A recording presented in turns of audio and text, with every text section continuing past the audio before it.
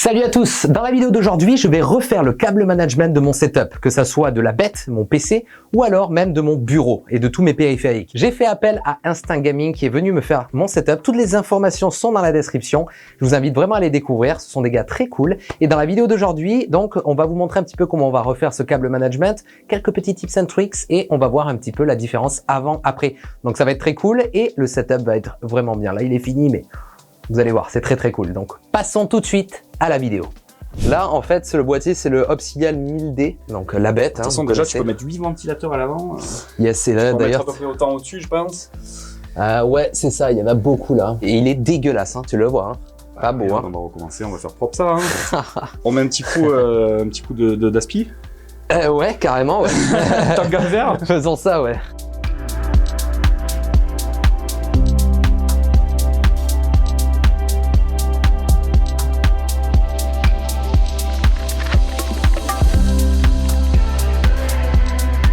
Quelque chose de très important quand tu nettoies des ventilateurs. Que ce soit avec un compresseur, une bombe d'air sec ou un aspirateur, il faut toujours maintenir les pales. Le fait de ne pas les tenir, donc avec un aspirateur, c'est très rare qu'elles tournent d'elles-mêmes. Mais par exemple, avec un compresseur, c'est très facile de les faire tourner. Ouais. Donc là, pareil, je n'ai jamais vérifié, mais il y en a qui disent que si tu le fais tourner dans le mauvais sens, ça peut générer un courant qui peut endommager la carte mère. Et sinon, ce qui est plus probable qui arrive, c'est que tu voiles en fait le ventilateur et derrière, ça va faire du bruit, il va plus tourner. D'accord, ok. Et d'ailleurs, tu as des conseils sur l'allure à laquelle il faut nettoyer son PC ou... Ça dépend de la quantité de poussière que tu as chez toi. Hein. Ouais. Le tien est posé par terre, donc il est plus sensible à prendre de la poussière qu'en hauteur. Il faut pas en arriver là. Non, mais l'intérieur, c'est subjectif parce qu'un ventilateur, voilà, en plus les tiens sont blancs, donc on a tendance à voir tout de suite la poussière. Mais par exemple, l'état de ton filtre, faut pas en arriver là. C'est bien de le faire un petit peu plus régulièrement. Ouais. Et puis, si tu le nettoies régulièrement, du coup, tu auras moins tendance à avoir de poussière à l'intérieur. Le filtre, tu vois, je l'ai fait il y a 2 mois. C'est vrai? Ouais. Du coup, ici, tu es dans une zone où il y a beaucoup de poussière. Il y a énormément de poussière. Si tu me dis que tu l'as nettoyé il y a 2 mois, ce qui est bien. Mais par contre, il était quand même pas mal obstrué. Donc, S'il y a des maniaques qui regardent ma vidéo, je pense qu'il y en a certains qui vont tourner de l'œil là. La petite crise d'angoisse alliée, respirer, c'est important. C'est pas le pire qu'on ait vu. Hein. Alors, du coup, maintenant, par où on va commencer?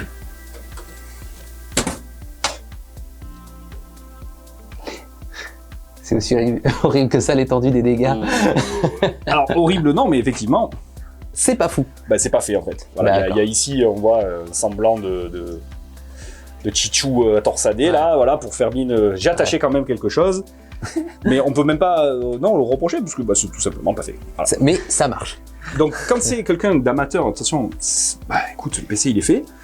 Maintenant, j'estime que quand tu payes un montage, moi, je suis le client, je reçois un PC monté dans cet état, alors que j'ai payé un montage, il y aura quand même un petit, un petit goût d'amertume. Un petit goût d'amertume, exactement, c'est le terme que j'ai cherché, parce que je me dis, au final, j'aurais regardé un tuto, et juste pour monter les composants les uns avec les autres, j'aurais pu le faire. Donc, de notre point de vue, le câble management fait partie du montage du PC. Putain, je vais pouvoir enfin prendre des vidéos de mon PC et être fier de lui. Parce que jusqu'à présent, je camouflais un petit peu, tu vois, je le prenais dans des angles où j'étais en mode, ah, ça va, il passe là, tu vois.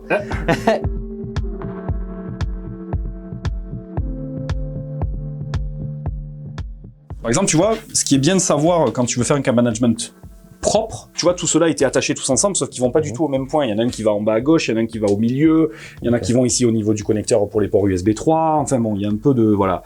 Donc, l'idée, c'est d'essayer de voir un peu où chaque câble va aller, pour essayer de trouver le chemin le plus adapté, le plus court et le plus propre. Ok. Ouais, il faut bien les fusionner ensemble pour que ça marche bien, quoi. L'Apsata, on sait jamais où les mettre. Petit truc de pro qui permet, hop, tu vois, tu les entoures comme ça, enfin de pro. J'ai rien inventé, hein, mais je sais que c'est beaucoup utilisé. Tu vois, regarde, hop. Ah oui, d'accord, ok. Et du coup, c'est un peu plus propre et ça prend beaucoup moins de place surtout. Ah, c'est fou. Et du coup, tu vois, t'as pas un gros sac de nœuds. Tu vois, par exemple, ton disque qui est de suite là, tac, on va venir le brancher. Et hop, ça fait un petit truc ici qui est propre et c'est un vrai trick de pro, en effet. Ça peut être pas mal. Carte graphique, elles ont besoin de 2 lignes, normalement.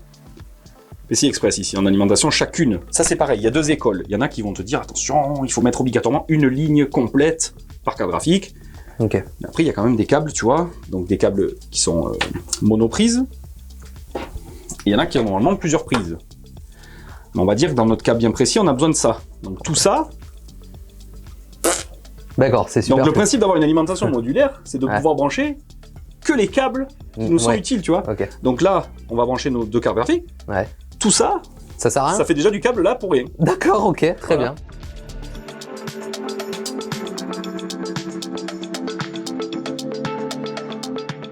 Pour la partie écran, on va un peu changer le setup.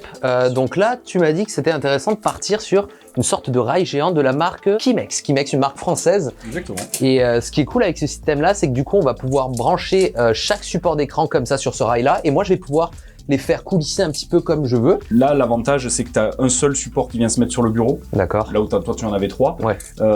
Une fois que ça s'est réglé, tu ne touches plus. Et surtout, c'est que derrière, tu as vraiment de la manipulation comme tu veux au niveau de tes écrans. Tu vas pouvoir les décaler. Donc, je crois que tu as une profondeur de 30 cm réglable. Ah oui. Et après, tu peux du coup donc, les monter, les descendre. Mais tu peux aussi les mettre en mode portrait si tu en as envie. D'accord.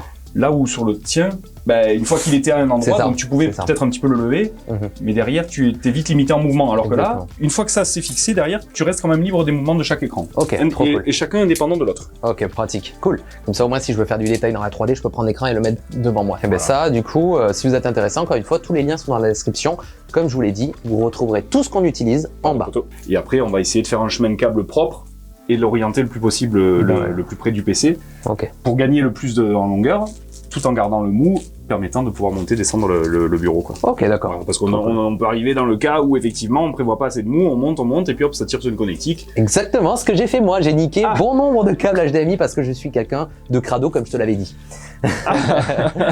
Voilà, donc tu as une platine ici qui vient se fixer à l'arrière de l'écran. Comme ça te permet, grâce à cette petite vis là. Ça fait comme ça, c'est ça, ça se... Et exactement, donc ça c'est sur la seconde partie qui est là sur le bras. Hop. Donc là encore on voit que c'est assez quali parce que du coup il y a des ressorts, c'est solide, mais surtout c'est que du coup tu peux régler la force ici de retour en fait, parce qu'en fonction du type d'écran que tu mets, ils vont être plus ou moins lourds. Alors ceux-là sont compatibles jusqu'à 27, mais le poids d'un 27 pouces et le poids d'un 20 pouces par exemple, même si le 20 se fait moins, mais entre 24 et un 27 par exemple, le poids n'est pas le même. Donc du coup tu as la possibilité de régler ici la force pour que ton écran puisse du coup ne pas descendre. Hop, tu vois, ça se fait comme ça. Ensuite, ça, tu viens le verrouiller du coup donc où tu veux. T'es pas obligé de le verrouiller complètement parce qu'il y a très peu de jeu, mais du coup, ça te permet de régler ton écran, voilà, un peu comme t'en as envie. Ça peut être pratique. Tu veux que je te le tienne un peu, là, que je sois utile un peu? C'est...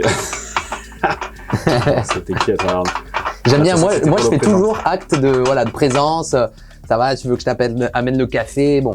Ouais, mais au moins tu vois comment ça marche, parce que derrière c'est toi qui vas t'en servir. Donc, exactement, c'est ça. Ah, maintenant ça va être là où nous aussi on peut se faire mal au dos. Parce que le PC, il pèse son poids, hein. Je sais pas, mais je pense que sans déconner, il doit peser 40 ou 50 kilos. C'est le poids d'un hobbit.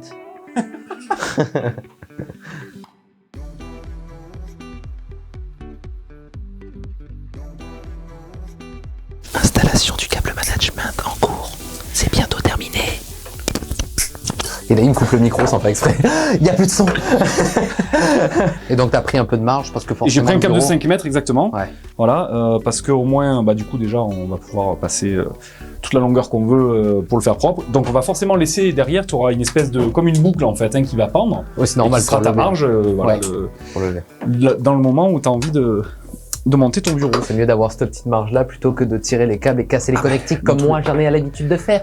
Là, tu vois, c'est le petit passage. Ouais, d'accord. Exactement, c'est le petit passage de câble qui, une fois que tu as branché ton câble DisplayPort ici, passe en dessous pour le tenir, quoi. Exactement. Hop. Et quand on regarde la petite goulotte que j'ai mis là, le câble passe un de chaque côté. Hein. Ah ouais. Et ici, du coup, tu vois, hop, il y a une petite vis qui vient. Habile. C'est bien pensé. Voilà, donc là, comme on a beaucoup de marge, on est tranquille. Et ici, donc là, ça c'est ton câble d'alim, on verra. Et ici, après, tu vois, on pourra faire ici, nous passer tranquillement nos câbles. Sur le côté, d'accord.